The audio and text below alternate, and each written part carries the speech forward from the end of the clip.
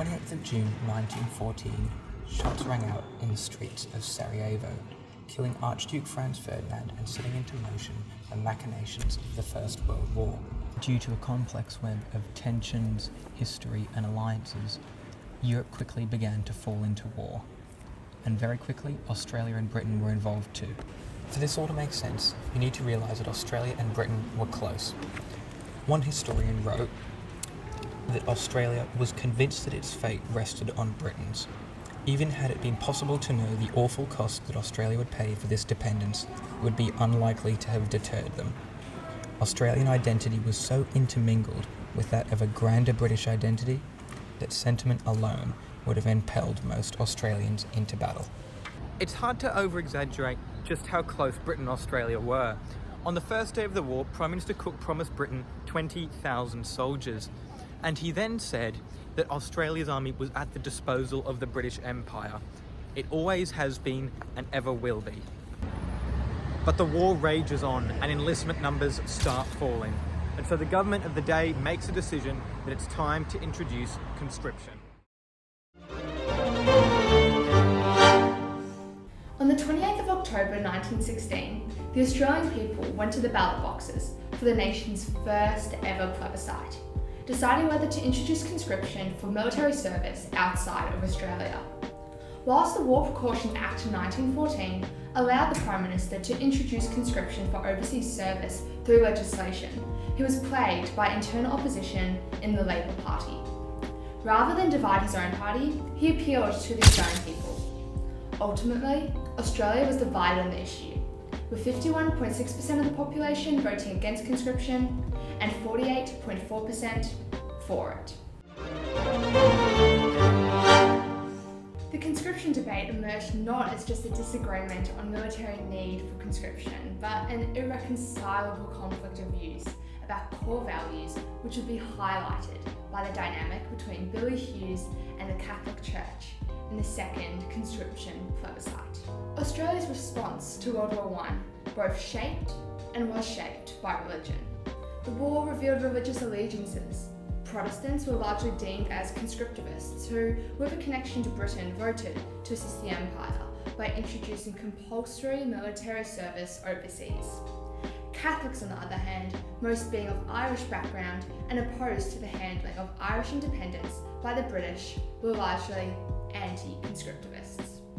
It's the great divide in Australian society at the time anyway, Catholics versus Protestants, and these conscription debates just came to the surface and divided those communities quite clearly along those lines.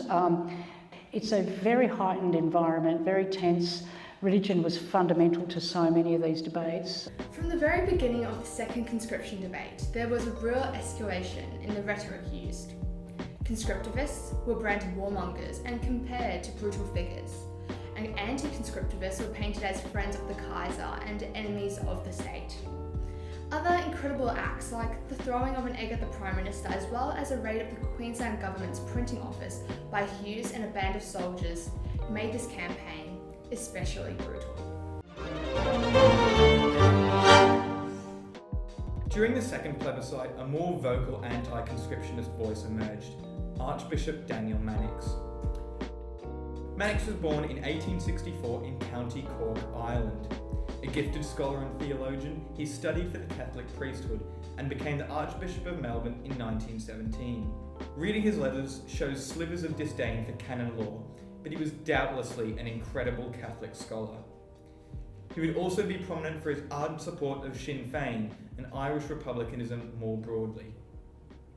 Mannix took a principled view against conscription. I considered that the Australian people, the soldiers who freely enlisted, were doing and doing very well Australia's part in the war. I hope that would continue and that the war would be won, not by conscripts, but by freely enlisted Australian soldiers. With Mannix's prominence as Archbishop of Melbourne and his anti-conscription views, he quickly became a polarising figure. In 1917, here in Clifton Hill, Mannix gave an impassioned oratory to more than 8,000, saying, "It was here that you and I committed the unforgivable sin. But if we fell from grace, we have the consolation of knowing that the greater part of the people of Australia fell along with us. And I think that if the conscription issue were again placed before the people of the Australian Commonwealth today, a still larger majority would be found with us and not with the Argus."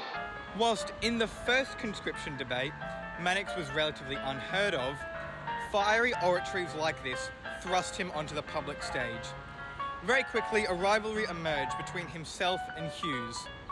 Whilst principally the two leaders were simply diametrically opposed in ideas, the media amplified their conflict to the personal and brought it to a boiling point. One source says, "Cartoonists loved the two leaders. From his top hat or purple beretta to his buckled shoes, Mannix obliged by always presenting in costume. Hughes, the little digger, was defined by a small stature, big ears, and frenetic activity."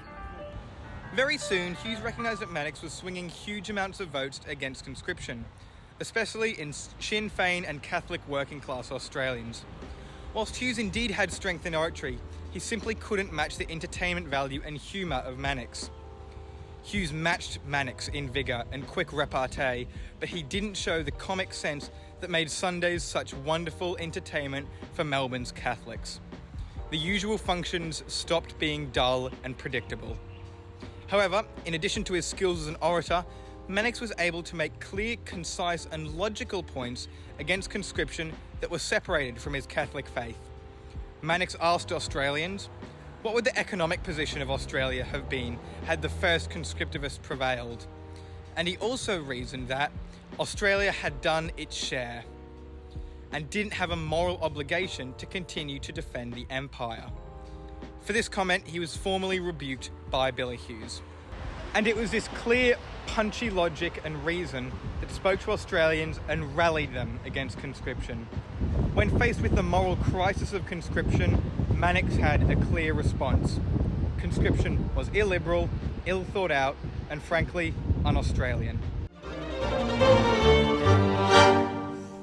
Eventually, just like the first, the second conscription referendum failed.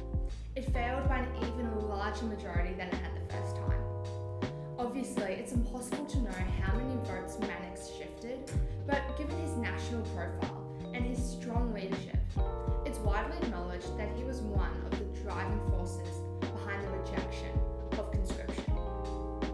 In spite of the failure of both plebiscites, the Hughes government had a clear majority in both the lower and upper houses of Parliament.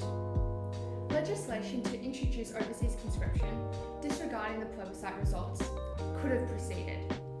But the people's choice prevailed, and the Australian imperial force remained entirely voluntary. But this toxic war on the home front would continue to divide communities for decades to come.